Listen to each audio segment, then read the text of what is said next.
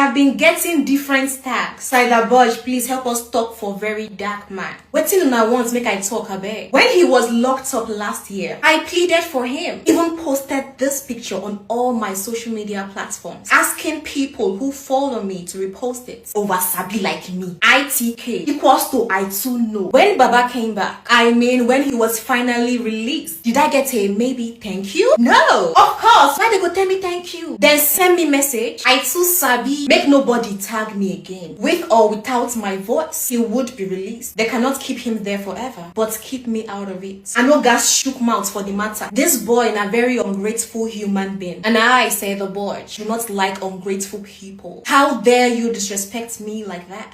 Even when you know that I do not like to be disrespected. I don't speak for him because of clout or friendship. Because first, I am not a clout chaser. The fact that I attract attention is not my fault. Second, I do not beg for friendship. I am not an kisser. When I spoke for him, it was genuine. Because everybody deserves a chance. And not they do pass myself. Good luck to him. I owe you guys no explanation, but I just felt like talking.